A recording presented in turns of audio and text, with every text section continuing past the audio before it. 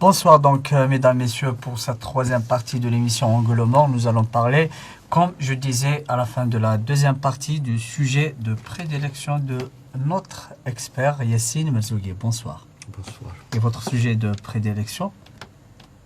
Je ne sais pas de quoi tu parles. Tal Khafil, bonsoir. Bonsoir. Vous le connaissez? Bien sûr. Son sujet de prédilection qui est l'économie.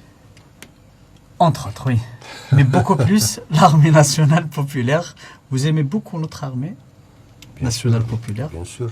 Comme nous tous d'ailleurs. Comme tous les Algériens. Oui, comme tous les Algériens. Il y a cet attachement des Algériens, contrairement aux autres pays du Maghreb notamment. Il y a cet attachement à son armée. Vous le remarquez? À la différence des autres, notre armée, c'est le peuple qui l'a créée. Voilà, on sent une relation. En 1954, il y a eu un appel aux populations et les gens ont adhéré. C'est-à-dire que ce n'est pas une institution qu'on a héritée du colonisateur. C'est comme le Vietnam aussi. C'est le peuple qui a constitué une armée et cette armée a constitué l'État. Elle a chassé le colonisateur et a constitué l'État. Pareil pour l'Algérie. C'est le peuple qui a créé l'armée et c'est l'armée qui a remporté la victoire sur le colonisateur et a fondé l'État. C'est vrai. Donc il y a cette relation, je dirais, passionnelle. Notamment quand on parle de Djounoud, de soldats et tout, et le peuple algérien et de l'institution d'une manière générale, pour ne pas entrer dans des considérations. Yassine Merzougui, il y aura apparemment, il y a des images aujourd'hui qui sont diffusées par le NTV, des images sur la préparation du défilé du 5 juillet, après de 86, le dernier. Donc 86, donc après 36 ans. 36 ans, oui. Après 36 ans, donc. Oui, le défilé, je pense que c'est devenu une revendication populaire. Les Algériens ont pris pour habitude de voir notre armée juste avec les images sur le TV. Je faisais lors des différentes foires, à la foire de la production nationale, les gens, comment ils sont attachés au matériel militaire. Tu vois, même des bébés qui sont photographiés par leurs parents. Pour immortaliser ces moments. Et le défilé, je pense que bon, on les connaît. J'imagine qu'un conducteur de TS-90 ou bien un Nemr ou un Fuchs, il bat à l'imma. Et donc la maman va chez la voisine, lui montre la photo. C'est mon fils qui conduit ce char. Elle le dit avec fierté. Donc, il y a un peu l'aspect hada qu'on doit préserver. Donc, après 36 ans, donc, il y aura un défilé. Et apparemment, selon les images que nous allons voir tout à l'heure, ce sera énorme. Sublimissime. Oui. Pas que, hein, c'est-à-dire on va avoir... j'allais dire l'avantage comme une ville comme Alger, c'est qu'on a la possibilité de voir tous les équipements, c'est-à-dire de toutes les armes, c'est-à-dire puisqu'on a la baie d'Alger, on a la mer. Donc on a la mer, on va voir la marine, l'aviation bien sûr, et puis donc l'armée de terre, et puis la marine et l'aviation, voilà. Non, j'allais dire la DAT. Voilà, la DAT, exactement. Donc, c'est en plus, Alger est une ville, c'est-à-dire que c'est quasiment un amphithéâtre, c'est-à-dire on a la possibilité de faire de belles choses dans cette ville, notamment un défilé militaire. Déjà, par définition, il s'appelle l'avenue de la Hélène. L'avenue de la Hélène, oui. Ouais. Alors, il devait y avoir un défilé en novembre 2004 qui était prévu, mais qui a été annulé à la dernière minute, enfin pas à la dernière minute, quelques jours avant, par Abdelaziz Bouteflika. Et c'était, oui, bien sûr, Et c'était une période où il y avait de très fortes tensions avec le Maroc. Et un des arguments, c'était on ne va pas rajouter plus de tensions Pour ne pas les froisser. pour ne pas les froisser. Voilà. On voit un peu l'état d'esprit de l'époque, ce qui est totalement contraire. Être, perçu comme une Oui, provocation. comme une provocation. Donc complètement, l'état d'esprit à l'époque était Khaldi Bark, contrairement à ce qui est en train de se passer actuellement. Mais un défilé militaire, c'est aussi une démonstration de force, ce qui est normal. Quand l'armée française, chaque 14 juillet, organise son défilé militaire, c'est pour montrer donc tous les équipements dont elle dispose, le potentiel, les capacités de maîtrise des équipements, de ces équipements. Le Kremlin c'est toujours... le fait aussi. Oui. Ouais. C'est un évident. message politique carrément. C'est un message Le politique. 4 juillet aux États-Unis aussi. Aussi, nous allons voir ces quelques images. Yassine Mazouki pourrait peut-être nous commenter. Donc, quand vous voyez ces images. Oui, on voit pratiquement tous les équipements. Et puis, je pense qu'il y a un message, c'est l'industrie militaire ici en Algérie. Ça s'est développé énormément. Il y a Constantine qui fait les Fuchs allemands. Il y a le SCMK Khenchla qui fait beaucoup de produits. Il y a la BCL Ablida qui fait des choses vraiment intéressantes, notamment dans la rénovation des anciens équipements. Il y a l'ERMA Lahna Alger qui fait de belles choses. Donc, ce qui va être mis en valeur, c'est l'industrie militaire algérienne et la recherche qui a réalisé beaucoup de belles choses. Je pense que c'est un peu ça. Mais sinon, pour le reste, c'est une démonstration de force. On est une puissance.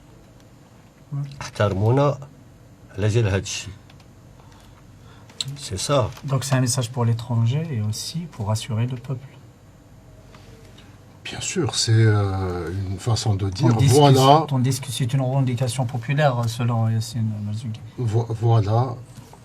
Les Algériens au quotidien voient des militaires, c'est-à-dire voient l'armée pratiquement tout le temps. Quand vous passez dans un barrage gendarmerie, c'est l'armée. Quand vous habitez à côté d'une caserne Tani Kif Kif, c'est-à-dire c'est pas quelque chose d'exceptionnel. Maintenant, le défilé va mettre en avant des choses que l'on ne voit pas habituellement. Et c'est l'occasion aussi c'est une façon de se reconnaître aussi en son armée, en sa puissance, et c'est tout à fait logique. Oui. Également, il y a des mesures qui sont prises par la wilaya d'Alger, par les autorités locales. L'avenue de l'ALN est complètement fermée, donc il y a des routes, il faut se renseigner avant d'aller ou de sortir d'Alger. Donc il y a des routes qui sont fermées. Il y a même l'espace aérien qui sera fermé apparemment ici. Oui, limité à partir, je crois, du 2 juillet ou bien du 3 juillet. Et il sera totalement fermé. L'aéroport d'Alger dans la matinée du 5 juillet. Complètement. Donc de 7h jusqu'à 13h30, je pense. Donc c'est pour permettre le défilé aérien de nos forces aériennes. Donc c'est un peu ça, c'est des mesures qu'on prend un peu partout dans le monde. Le déplacement d'une telle force dans un même espace nécessite des mesures exceptionnelles, c'est sûr. Après, il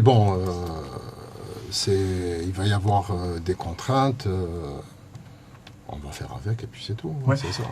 C'est à la hauteur de l'événement puisque ça sera grandiose le 5 juillet. Et Yassine Mazouki, on revient sur le rôle de l'armée algérienne à travers, puisque c'est le 60e de l'indépendance de l'Algérie.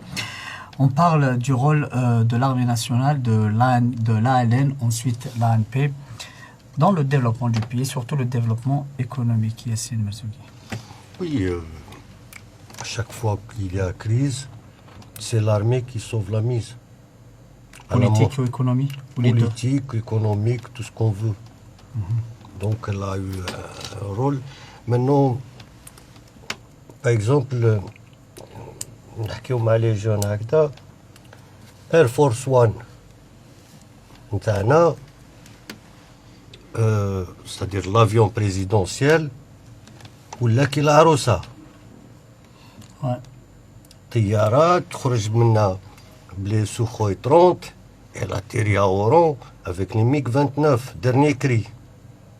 C'est-à-dire que il y a une telle cohésion que خلاص il n'y a plus de tension. Et je pense qu'à travers l'histoire du pays, peut-être qu'on va consacrer une émission spécialement pour ça. Le rôle qu'a joué. Non, la cohésion maintenant entre l'institution militaire et l'institution de la présidence, c'est la phase la plus stable dans l'histoire du pays. Soit من قبل les militaires. Il y avait quand même des tensions à un moment donné. Oui, oui. Sur le plan politique, du moins, il y avait des tensions. Oui, soit le militaire. يحقرهم يحقروا les politiques, soit le Ce qui s'est politique. passé en 65. Oui, soit le politique, il est fort. الشد اللي تاني il y a eu des- Au moins, ils ont respecté la forme. Non. Il a présenté sa démission. Attention. الشد اللي ماشي سهل. À un moment donné, الغوال هذوك اللي كانوا chef de région et chef de force, qui étaient tous au rang de colonel, جاب لهم un lieutenant colonel. Il l'a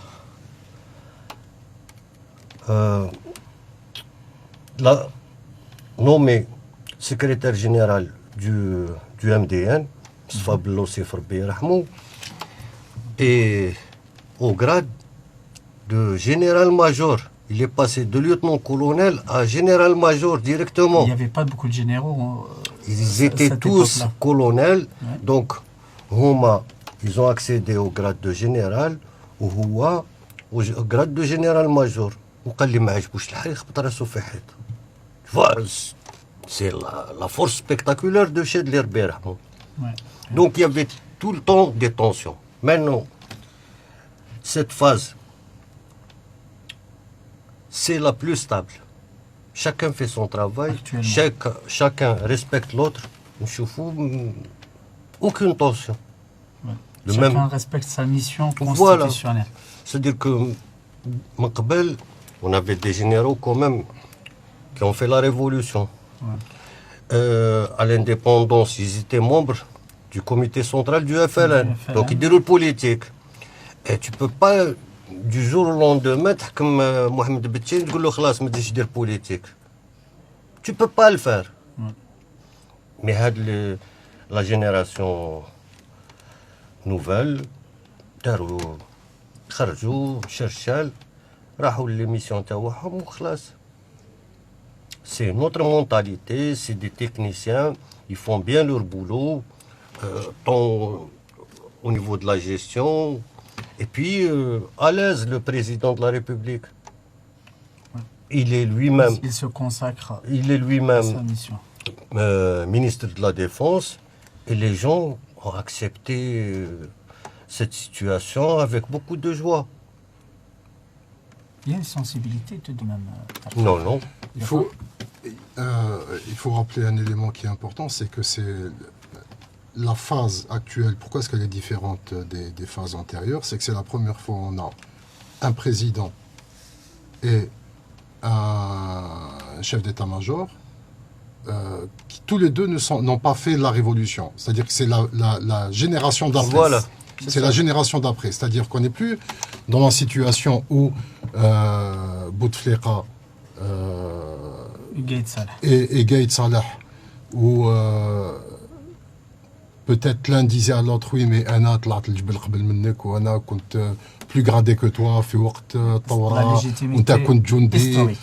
Voilà, c'est-à-dire Ouais. la question de la légitimité historique, elle était Au centre du débat. au centre du débat, au sein même de l'armée, au sein même d'institutions politiques qu'est la présidence. Là maintenant, on a dépassé ça, c'est-à-dire on est passé dans une autre phase. Vous le pensez? Voilà. Vous le pensez? C'est la réalité, c'est pas quelque chose que je suis en train de quand on dit que les deux n'ont pas fait la révolution, c'est-à-dire qu'ils sont de la génération d'après. On n'est pas en train d'inventer, c'est la réalité. Donc il n'y a pas d'interférence dans la politique pour que non, chacun fait son travail. Chacun fait son travail. D'accord, donc le président de la République se consacre à la politique et notre armée se consacre à son développement et à notre protection. Le président de la République, sur le plan constitutionnel, il a les deux casquettes. Oui, il a un bureau au siège du NDR. Il est ministre de la Défense. Il est ministre de la Défense. Comme il aurait pu aussi désigner un ministre de la Défense pour gérer les questions d'ordre politique. Oui. Là, maintenant, c'est un choix qu'il a fait. Anna, je suis ministre de la Défense. On a eu combien de ministres de la Défense qui n'étaient pas présidents du temps de... Auparavant, la marine, personnellement, il n'y a que Zerouel qui est président. Il n'était pas ministre Il n'y a de que la Défense. Zerouel qui est passé. il n'était pas ministre Il n'était pas ministre de la Défense, il était chef d'état-major. Lors du débat sur la Constitution, je disais, Anas me la bouche benar. La personne qui est élue par le peuple gère l'armée. Tous les ministres de la Défense, avant cette période, sont passés par le pouvoir suprême. Boumediene, passé par le pouvoir suprême. Nazar, ministre de la Défense, se retrouve dans le HCE. C'était présidence collégiale. Zerouel, ministre de la Défense, se retrouve président. Celui qui est élu par le peuple, c'est lui le ministre de la Défense. Hakda, on a cette stabilité. Il a cette légitimité populaire. Et puis, les gens ne trouvent pas d'inconvénient que le président de la République soit le chef suprême des armées. Certains reprochent, tout de même Yassine Malzouki, je vais vous le dire quand même, certains reprochent la classe politique de l'opposition, on peut même les nommer, reprochent à l'ANP, par exemple. Réponds-moi à la question. Ceux qui se disent de l'opposition. Se disent de l'opposition, reprochent par exemple dans la revue Le Djish, toujours il y a Iftitahia, il y a donc l'édito de la revue Le Djish qui parle toujours de politique. Quelle politique? Qui incite les gens à voter par exemple. Bien sûr, c'est un devoir citoyen, c'est un devoir citoyen. Intégrer l'Mchaml du président de la République n'est pas quand même chose militaire. Que l'armée soutienne une démarche du président de la République devient anormal, mais Hadith Saragar fait ras comme un thomas. Là, c'est l'opposition. Là, bah, tu en fais partie. Hein. Moi, je pose les questions et vous répondez. Vous êtes... On n'est pas... je pense qu'on a tendance un peu à comparer le système politique algérien avec son armée qui reste quand même, qui a une position centrale, avec ce qui se passe dans certains pays occidentaux où l'armée... C'est pas notre culture. C'est pas du tout la même chose. C'est notre armée qui a fondé l'État. C'est pas la même chose. C'est tout à fait normal. Un bébé. C'est tout à fait normal. Même يولي كبير وباش لاغمو تخاف عليه. À chaque fois, c'est le même problème. Lorsqu'il y a crise, c'est l'armée qui sauve la mise. Mais il y a aussi une façon de voir les choses aussi qui est typiquement algérienne, c'est la position de l'armée qui m'a connu en Koulou au sein du système politique. Il y a aussi d'un autre côté peut-être un peu trop il y a un complexe peut-être aussi des civils vis-à-vis de l'armée. Ça aussi, ça doit certainement exister. تشوف انت واحد كيما طابو يجي يهدر على l'armée تاعنا en termes de janisseur تقول عيب. Il a le droit aussi, c'est un Algérien. C'est un Algérien qui fait de la politique. Il a le droit le soldat algérien n'est pas janisseur. ولد الشعب. فهمت؟ Il y a des lignes rouges à ne pas franchir. Oui, mais il a le droit de parler de son armée. Non. Aucun droit. J'ai vu quelque chose qui c'était assez étrange. C'est Mazouz, donc l'actuel secrétaire général du RCD. Le président du RCD. Le président, oui. Voilà, président du RCD qui, à un certain moment, avait publié sur sa page Facebook des images de quand il passait son service militaire, il avait fait...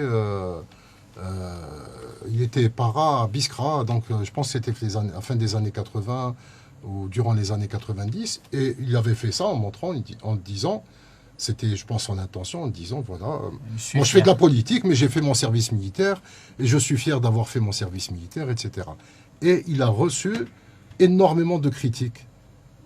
Ça a donné lieu à un débat, une polémique et tout, alors que ça n'a pas... en tant qu'Algérien, en tant que même personnalité politique, il a le droit de dire, voilà, moi j'ai fait mon service, j'en suis fier, et je suis fier de mon armée. Et je ne vois pas où est le problème. Merci Tarek Hafid, merci M. Yassine Merzoug. On a loupé un sujet, celui de la rencontre à l'université d'Alger 3 sur le 60e du système médiatique algérien. On va en parler la semaine prochaine. Déjà, quand on dit système médiatique algérien, moi j'ai même plus envie de... Carrément, c'est de la démagogie, c'est de la langue de bois, c'est ça, il n'y a pas de système. Déjà, en plus, juste limiter ça à 60 ans, non. 61. Je pense que la presse algérienne... 62-2022. Il faut s'intéresser à l'histoire de la presse algérienne et on va se rendre compte que vraiment, qui a commencé avec la colonisation, puisqu'avant il n'y avait pas de médias, c'est une réalité aussi.